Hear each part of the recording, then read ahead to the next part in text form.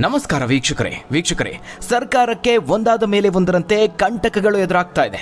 ಆಡಳಿತದ ವಿಚಾರದಲ್ಲಿ ಕಳೆದ ಅವಧಿಗೆ ಹೋಲಿಕೆ ಮಾಡಿದ್ರೆ ಈ ಅವಧಿಯಲ್ಲಿ ಸಿದ್ದರಾಮಯ್ಯ ಅವರು ಸಮರ್ಥ ಆಡಳಿತವನ್ನು ಕೊಡೋದಕ್ಕೆ ಎಡವಿದ್ದಾರೆ. ಕಾಂಗ್ರೆಸ್ ವಲಯದಲ್ಲೂ ಈ ಬಗ್ಗೆ ಅಪಸ್ವರ ಇದೆ. ಖಾಸಗಿಯಾಗಿ ಈ ವಿಚಾರವನ್ನು ಕಾಂಗ್ರೆಸ್ ಶಾಸಕರು ಒಪ್ಪಿಕೊಳ್ತಾರೆ. ಇನ್ನು ಗ್ಯಾರಂಟಿ ಯೋಜನೆಗಳು ಯಾವ ರೀತಿಯಾಗಿ ನೆಲ ಕಚ್ಚಿದೆ ಅನ್ನೋದನ್ನ ನೀವೆಲ್ಲರೂ ನೋಡ್ತಾ ಇದ್ದೀರಿ. ರಾಜ್ಯದ ಜನ ಹಣ ಬಿಡುಗಡೆ ಆಗಿಲ್ಲ ಅಂತ ರೊಚ್ಚಿಗೆದ್ದಿದ್ದಾರೆ. ಭಾರೀ ದೊಡ್ಡ ಪ್ರಮಾಣದಲ್ಲಿ ಆಡಳಿತ ವಿರೋಧಿ ಅಲೆ ಎದ್ದಿದೆ. ಇನ್ನು ಖಾಸಗಿ ಸಂಸ್ಥೆಗಳು ಚುನಾವಣಾ ತಂತ್ರಗಾರರು ನಡೆಸಿದಂತಹ ಸಮೀಕ್ಷೆಗಳು ಸರ್ಕಾರಕ್ಕೆ ಶಾಕ್ ಕೊಟ್ಟಿದೆ. ಒಂದು ವೇಳೆ ಈಗೇನಾದರೂ ಚುನಾವಣೆ ನಡೆದರೆ ಕಾಂಗ್ರೆಸ್ ಗೆಲ್ಲುವಂತಹ ಸೀಟ್ಗಳ ಸಂಖ್ಯೆ 30 ಕೂಡ ದಾಟೋದಿಲ್ಲ ಅನ್ನುವ ಶಾಕಿಂಗ್ ವರದಿ ಬಹಿರಂಗ ಆಗಿದೆ. ಹೀಗಿರುವಾಗಲೇ ಪಕ್ಷದ ಒಳಗೆ ನಡೆಯುತ್ತಿರುವಂತಹ ಸಮರ ಪಕ್ಷದ ಅಸ್ತಿತ್ವವನ್ನೇ ಕುಸಿಯುವಂತೆ ಮಾಡ್ತಾ ಇದೆ. ಒಂದು ಕಡೆ ಸಿದ್ದರಾಮಯ್ಯ ಅವರ ಬಣ, ಡಿ.ಕೆ. ಶಿವಕುಮಾರ್ ಅವರ ಬಣ, ಮತ್ತೊಂದು ಕಡೆ ಸತೀಶ್ ಜಾರಕಿಹೊಳಿ ಅವರ ಬಣ, ಇನ್ನು ಸಿಎಂ ರೇಸ್ನಲ್ಲಿರುವ ಪರಮೇಶ್ವರ್ ಅವರದ್ದು ಮತ್ತೊಂದು ದಿಕ್ಕು. ಹೀಗೆ ಪಕ್ಷದಲ್ಲಿ ಪ್ರಮುಖ ನಾಯಕರದ್ದು ಒಬ್ಬೊಬ್ಬರದ್ದು ಒಂದೊಂದು ದಿಕ್ಕಿನ ನಡೆಯಾಗಿದೆ. ಪಕ್ಷವೇ ಇಬ್ಬಾಗುವಂತಹ ಮುನ್ಸೂಚನೆಗಳಿವೆ. ನಾಯಕರು ಸಿಎಂ ಕುರ್ಚಿಗಾಗಿ ಹೊಡೆದಾಟವನ್ನು ಮಾಡ್ತಿದ್ದಾರೆ. ಬಣ ಬಡಿದಾಟ ಭರ್ಜರಿಯಾಗಿ ನಡೀತಾ ಇದೆ. ವೀಕ್ಷಕರೇ, ಸದ್ಯದ ಪರಿಸ್ಥಿತಿಯನ್ನು ಗಮನಿಸಿದ್ರೆ ಅಧಿಕಾರಕ್ಕಾಗಿ ಇವರುಗಳು ಕೈ ಮಿಲಾಯಿಸುವ ಹಂತಕ್ಕೆ ಹೋದ್ರೂ ಅಚ್ಚರಿ ಇಲ್ಲ. ಇನ್ನು ಪಕ್ಷದ ಅಧ್ಯಕ್ಷಗಾದಿಗಾಗಿಯೂ ಹಲವರು ಕಣ್ಣಿಟ್ಟಿದ್ದಾರೆ. ಹೀಗಾಗಿ ಇದೆಲ್ಲವನ್ನ ಗ್ರಹಿಸಿರುವಂತಹ ರಾಜ್ಯದ ಹಿರಿಯ ನಾಯಕರುಗಳು ರಾಜ್ಯದಲ್ಲಿ ಕ್ಷಿಪ್ರ ರಾಜಕೀಯ ಬೆಳವಣಿಗೆ ಆಗುತ್ತೆ ಅನ್ನುವ ಸ್ಫೋಟಕ ವಿಚಾರವನ್ನು ಬಿಚ್ಚಿಡ್ತಿದ್ದಾರೆ. ರಾಜಕೀಯ ನಾಯಕರ ಈ ಹೇಳಿಕೆಗಳನ್ನು ಗಮನಿಸಿದ್ರೆ ಸರ್ಕಾರವೇ ಬಿದ್ದು ಹೋಗುತ್ತಾ ಈ ಚರ್ಚೆ ಮುನ್ನೆಲೆಗೆ ಬರ್ತಾ ಇದೆ. ರಾಷ್ಟ್ರಪತಿ ಆಳ್ವಿಕೆ ಬಗ್ಗೆ ಸಾರ್ವಜನಿಕ ವಲಯದಲ್ಲೂ ಬೇಡಿಕೆಗಳು ಹೆಚ್ಚಾಗ್ತಾ ಇದೆ. ಮತ್ತೊಂದು ಕಡೆ ಅವಕಾಶಕ್ಕಾಗಿ ಕಾಯುತ್ತಿರುವಂತಹ ಬಿಜೆಪಿ ಎಲ್ಲವನ್ನ ಸೂಕ್ಷ್ಮವಾಗಿ ಗಮನಿಸ್ತಾ ಆಡಳಿತ ಪಕ್ಷವನ್ನ ಬಗ್ಗು ಬಡಿಯೋದಕ್ಕೆ ಹೊಂಚು ಹಾಕ್ತಾ ಇದೆ. ಹಾಗಾದ್ರೆ ಸರ್ಕಾರ ಎಡವಿದ್ದಲ್ಲಿ ಬಿಜೆಪಿಯ ಗೇಮ್ ಪ್ಲಾನ್ ನಿಜಕ್ಕೂ ವರ್ಕೌಟ್ ಆಗುತ್ತಾ? ಮಧ್ಯಂತರ ಚುನಾವಣೆನ, ರಾಷ್ಟ್ರಪತಿ ಆಳ್ವಿಕೆನ ಮಧ್ಯಪ್ರವೇಶ ಮಾಡ್ತಾರಾ ರಾಜ್ಯಪಾಲರು? ಏನಿದು ನಾಯಕರು ಕೊಡ್ತಿರುವಂತಹ ಸುಳಿವು? ಕ್ಷಿಪ್ರ ರಾಜಕೀಯ ಕ್ರಾಂತಿಯ ಮುನ್ಸೂಚನೆಯೇನ? ಅಷ್ಟಕ್ಕೂ ಏನಿದು ಬೆಳವಣಿಗೆ? ಏನಾಗ್ತಾ ಇದೆ ರಾಜ್ಯ ರಾಜಕಾರಣದಲ್ಲಿ? ಆ ಎಲ್ಲದರ ಬಗ್ಗೆ ಒಂದು ವರದಿ ಇದೆ, ನೋಡೋಣ. ವೀಕ್ಷಕರೇ, ಸದ್ಯಕ್ಕೆ ರಾಜ್ಯ ರಾಜಕಾರಣದಲ್ಲಿ ಎಲ್ಲರ ಚಿತ್ತ ಈ ವರ್ಷದ ನವೆಂಬರ್ ತಿಂಗಳ ಮೇಲಿದೆ. ಬಜೆಟ್ ಅಧಿವೇಶನದ ನಂತರದಲ್ಲಿ ಕ್ಷಿಪ್ರ ರಾಜಕೀಯ ಬೆಳವಣಿಗೆಗೆ ಮುನ್ನುಡಿ ಬರೆಯಲಾಗುತ್ತೆ ಅನ್ನುವ ಮಾತುಗಳು ಕೇಳಿ ಬರ್ತಾ ಇದೆ. ರಾಜ್ಯ ಸರ್ಕಾರಕ್ಕೆ ಹಲವು ಸವಾಲುಗಳು ಎದುರಾಗ್ತಾ ಇದೆ.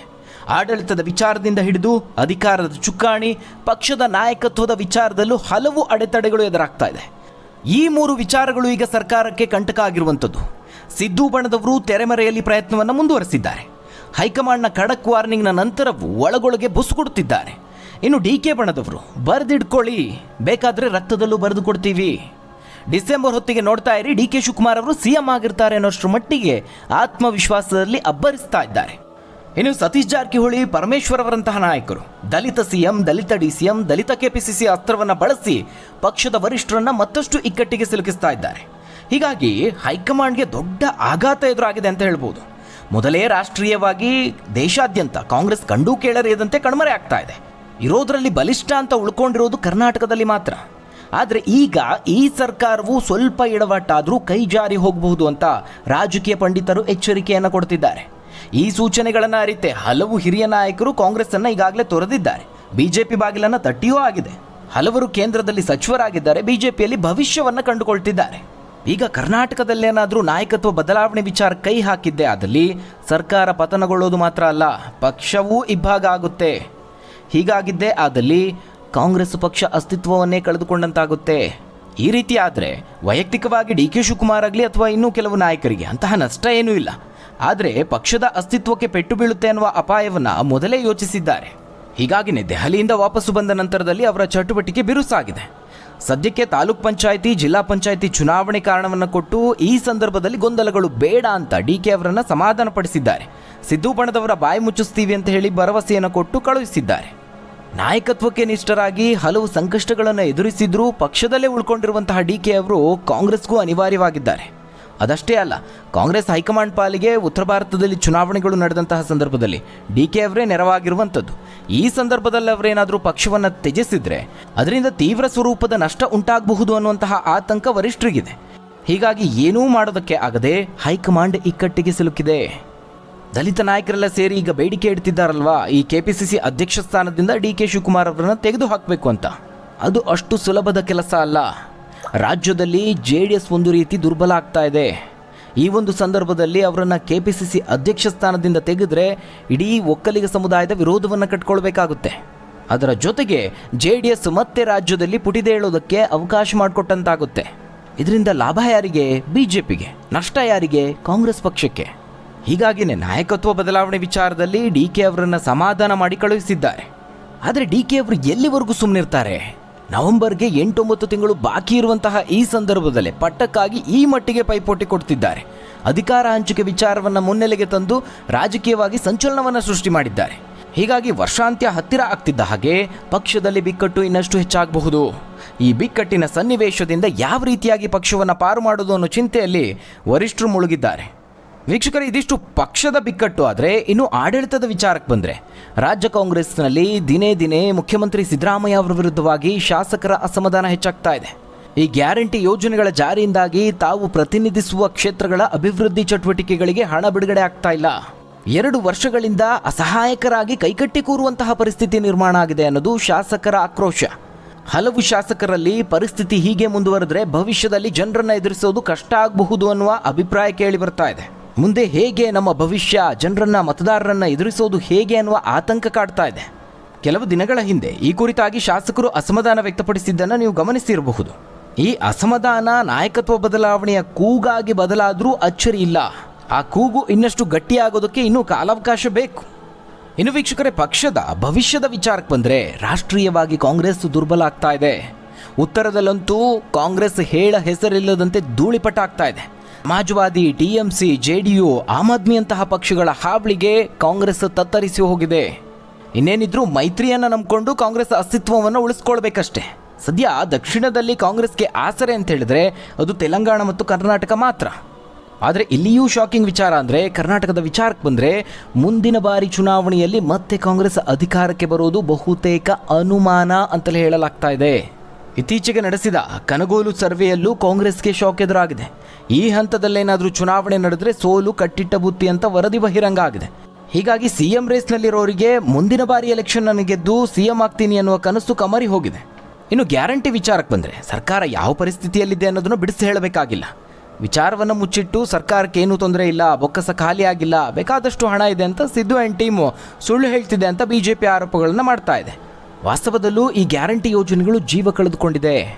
ಯೋಜನೆ ಸರಿಯಾಗಿ ಜನರಿಗೆ ತಲುಪ್ತಾ ಇಲ್ಲ ಅಂತ ಜನರಿಂದಲೇ ಆಕ್ರೋಶ ವ್ಯಕ್ತವಾಗ್ತಿದೆ. ಇದು ಆಡಳಿತ ವಿರೋಧಿ ಅಲೆಯನ್ನು ಎಬ್ಬಿಸಿರುವುದಂತೂ ಸತ್ಯ. ಹೀಗಾಗಿ ಮುಂದಿನ ಚುನಾವಣೆಯಲ್ಲಿ BJP ಅಥವಾ JDS ಪಕ್ಷದ ಕಡೆಗೆ ಜನ ಮನಸ್ಸು ಮಾಡುವಂತಹ ಸಾಧ್ಯತೆ ಇದೆ. ಇನ್ನು ಇದೇ ವಿಚಾರವಾಗಿ ಕಾಂಗ್ರೆಸ್ಗೆ ದಿಗಿಲು ಹುಟ್ಟಿಸಿರುವ ವಿಚಾರ ಅಂದರೆ ಅದು ದೆಹಲಿಯಲ್ಲಿ ಆಮ್ ಆದ್ಮಿ ಪಾರ್ಟಿ ಮಖಾಡೆ ಮಲಗಿರುವ ಬಗ್ಗೆ. ಈಗೇನು ಕರ್ನಾಟಕದಲ್ಲಿ ಗ್ಯಾರಂಟಿ ಯೋಜನೆಗಳು ಜಾರಿಯಾಗಿದೆ, ಅದಕ್ಕೂ ಮುಂಚೆನೇ ಈ ರೀತಿಯಾದಂತಹ 10 ಹಲವು ಯೋಜನೆಗಳು ಅರವಿಂದ್ ಕೇಜ್ರಿವಾಲ್ರ ನೇತೃತ್ವದ ಆಮ್ ಆದ್ಮಿ ಪಾರ್ಟಿ ಕೆಲವು ವರ್ಷಗಳ ಹಿಂದೆನೇ ಜಾರಿಗೆ ತಂದಿತ್ತು. ಆದರೆ ಅದೆಲ್ಲದರ ಹೊರತಾಗಿಯೂ ಆಮ್ ಆದ್ಮಿ ಪಾರ್ಟಿ 2025ರ ವಿಧಾನಸಭಾ ಚುನಾವಣೆಯಲ್ಲಿ ಕೇವಲ 22 ಸ್ಥಾನಗಳನ್ನು ಗಳಿಸೋದಕ್ಕಷ್ಟೇ ಶಕ್ತವಾಯಿತು. ಅದರಲ್ಲೂ ಆ ಪಕ್ಷದ ಆಡಳಿತದ ಕೊನೆಯಲ್ಲಿ ಆಡಳಿತ ವಿರೋಧಿ ಅಲೆ ಬಹಳ ಸ್ಪಷ್ಟವಾಗಿ ಕಾಣಿಸ್ತಾ ಇತ್ತು. ಅದೇ ರೀತಿಯಾಗಿ ಕೇವಲ 2 ವರ್ಷಕ್ಕೆ ಕರ್ನಾಟಕದಲ್ಲೂ ಮತದಾರರ ಆಕ್ರೋಶ ಎದ್ದು ಕಾಣ್ತಾ ಇದೆ. ಈಗಲೇ ಈ ರೀತಿಯಾದಂತಹ ಪರಿಸ್ಥಿತಿ ಇರುವಾಗ ಆಡಳಿತ ವೈಖರಿ ಏನಾದರೂ ಇದೇ ರೀತಿಯಾಗಿ ಮುಂದುವರೆದ್ರೆ ಇನ್ನು ಆಡಳಿತದ ಕೊನೆಯಲ್ಲಿ ಊಹೆಗೂ ನಿಲುಕದಂತಹ ಪರಿಸ್ಥಿತಿ ಎದುರಾಗಬಹುದು. ವೀಕ್ಷಕರೇ, ಮತ್ತೊಂದು ವಿಚಾರ ಅಂದರೆ ದೆಹಲಿಯಲ್ಲಿ ಆಮ್ ಆದ್ಮಿ ಪಕ್ಷ ಬೇಡ ಅಂದಂತಹ ಮತದಾರರ ಕಾಂಗ್ರೆಸ್ ಕಡೆಗೆ ವಾಲಿಕೊಳ್ಳಿಲ್ಲ, ಬದಲಾಗಿ ಮತ ಹಾಕಿದ್ದು BJPಗೆ. ಇದನ್ನು ಸಹ ಗಮನಿಸಲೇಬೇಕು. ಇನ್ನು ಕರ್ನಾಟಕದ ಪರಿಸ್ಥಿತಿ ಏನಾಗಬಹುದು ಅನ್ನೋದನ್ನು ನೀವೇ ಊಹೆ ಮಾಡಬಹುದು. ಈ ಎಲ್ಲ ಸಂಗತಿಗಳು ಪಕ್ಷದಲ್ಲಿರುವ ನಾಯಕರಿಗೆ ಸಹಜವಾಗಿಯೇ ಭವಿಷ್ಯದ ಚಿಂತೆ ಕಾಡುವಂತೆ ಮಾಡುತ್ತೆ. ಯಾಕಂದರೆ ಅಧಿಕಾರ ಇಲ್ಲದೆ ಯಾವ ನಾಯಕನೂ ಪಕ್ಷದಲ್ಲಿ ಇರೋದಕ್ಕೆ ಮನಸ್ಸು ಮಾಡೋದಿಲ್ಲ. ಕೆಲವೊಂದಷ್ಟು ಜನಕ್ಕೆ ಸೈದ್ಧಾಂತಿಕ ಕಾರಣದಿಂದಾಗಿ ಭವಿಷ್ಯದಲ್ಲೂ ಪಕ್ಷದಲ್ಲೇ ಇರಬೇಕಾದಂಥ ಅನಿವಾರ್ಯತೆ ಇರಬಹುದು. ಆದರೆ ಅದು ಕೆಲವರಿಗೆ ಮಾತ್ರ. DK ಶಿವಕುಮಾರ್ ಅವರಂತಹ ನಾಯಕರಿಗೆ ಆ ರೀತಿಯಾದಂತಹ ಪರಿಸ್ಥಿತಿ ಇಲ್ಲ. ಆಗಾಗ ಸತೀಶ್ ಜಾರಕಿಹೊಳಿ ಅವರು ರೆಬಲ್ ಆಗೋದು ನೋಡಿದ್ರೆ ಅವರೂ ಸಹ ಪಕ್ಷಾಂತರದ ನಿರ್ಧಾರ ಮಾಡಬಹುದು. ಒಟ್ಟಾರೆಯಾಗಿ ಈ 2 ವರ್ಷದ ಒಂದು ಅವಧಿಯನ್ನು ಗಮನಿಸಿದ್ರೆ ಸಿದ್ದರಾಮಯ್ಯ ಅವರು ಮುಖ್ಯಮಂತ್ರಿಯಾಗಿ ಒಂದು ಸಮರ್ಥ ಆಡಳಿತ ಕೊಡುವಲ್ಲಿ ಎಡವಿದ್ದಾರೆ. ಇದಲ್ಲದೆ ಅವರಿಗೆ ಇತ್ತೀಚೆಗೆ ಮಂಡಿ ನೋವು ಹೆಚ್ಚಾಗ್ತಾ ಇದೆ. ಅವರ ಚಟುವಟಿಕೆಗಳಿಗೆ ಸಮಸ್ಯೆ ಆಗ್ತಾ ಇದೆ. ಆಡಳಿತದ ಮೇಲೂ ಸಹಜವಾಗಿ ಇದು ಪ್ರಭಾವ ಬೀರುತ್ತೆ. ಸದ್ಯ ಇದೇ ನೆಪವನ್ನು ಒಡ್ಡಿ ಅವರನ್ನು ಬದಲಾಯಿಸುವ ವಿಚಾರವು ದಿಲ್ಲಿ ಮಟ್ಟದಲ್ಲಿ ಚರ್ಚೆ ಆಗ್ತಾ ಇದೆ. ಆದರೆ ಇದಕ್ಕೆ ಸಿದ್ದು ಬಣ ಒಪ್ಪುತ್ತಾ? ಹೈಕಮಾಂಡ್ ಅವರನ್ನು ಯಾವ ರೀತಿ ಸಮಾಧಾನ ಪಡಿಸುತ್ತೆ? ಈ ಪ್ರಶ್ನೆಗೆ ವರಿಷ್ಠರಲ್ಲೂ ಉತ್ತರ ಇಲ್ಲ. ಹಾಗಂತ ಕಾಂಗ್ರೆಸ್ ಪಕ್ಷದ ಶಾಸಕರಿಗೆ ಸರ್ಕಾರ ಪತನಗೊಳ್ಳೋದೇನು ಇಷ್ಟ ಇಲ್ಲ. ಅಧಿಕಾರದಲ್ಲಿರುವಾಗ ಯಾರೂ ಅದನ್ನು ಬಯಸೋದಿಲ್ಲ. ಸದ್ಯಕ್ಕೆ ವಿಧಾನಸಭೆ ವಿಸರ್ಜನೆಗೊಂಡು ಮಧ್ಯಂತರ ಚುನಾವಣೆ ನಡೆಯೋದು ಅವರಿಗೆ ಬೇಕಾಗಿಲ್ಲ. ಒಂದು ವೇಳೆ ರಾಜಕೀಯ ವಿಪ್ಲವ ಸಂಭವಿಸಿ ಸರ್ಕಾರ ಪತನಗೊಂಡ್ರೆ ಕೇಂದ್ರದಲ್ಲಿ ಅಧಿಕಾರದಲ್ಲಿರುವಂತಹ ಬಿಜೆಪಿ ರಾಜ್ಯದಲ್ಲಿ ರಾಷ್ಟ್ರಪತಿ ಆಡಳಿತವನ್ನು ಹೇರೋದು ಖಂಡಿತ. ಯಾಕಂದರೆ ಮಧ್ಯಂತರ ಚುನಾವಣೆಗೆ ಹೋಗೋದಕ್ಕೆ ಕೇಂದ್ರ ಬಿಜೆಪಿ ನಾಯಕರಿಗೆ ಇಂಟ್ರೆಸ್ಟ್ ಇಲ್ಲ. ಕಾರಣ ರಾಜ್ಯ ಬಿಜೆಪಿ ಸಮರ್ಥವಾಗಿ ಚುನಾವಣೆಯನ್ನು ಎದುರಿಸುತ್ತೆ ಅನ್ನುವ ಆತ್ಮವಿಶ್ವಾಸವೇ ಇಲ್ಲ. ಹೀಗಾಗಿ ಕ್ಷಿಪ್ರ ರಾಜಕೀಯ ಬೆಳವಣಿಗೆ ಆದರೆ ಮಧ್ಯಂತರ ವಿಧಾನಸಭಾ ಚುನಾವಣೆ ನಡೆಯೋದಿಲ್ಲ. ಆದರೆ ರಾಷ್ಟ್ರಪತಿ ಆಳ್ವಿಕೆ ಆಗಿರಬಹುದು, ಮಧ್ಯಂತರ ಚುನಾವಣೆ ಆಗಿರಬಹುದು, ಈ ಎರಡರಲ್ಲಿ ಯಾವುದೇ ಆದರೂ ಕಾಂಗ್ರೆಸ್ಗೆ ನಷ್ಟವಾಗೋದು. ಈ ವಾಸ್ತವ ಸಂಗತಿಯ ಬಗ್ಗೆ ಕಾಂಗ್ರೆಸ್ ಶಾಸಕರಿಗೆ ಅರಿವಿದೆ.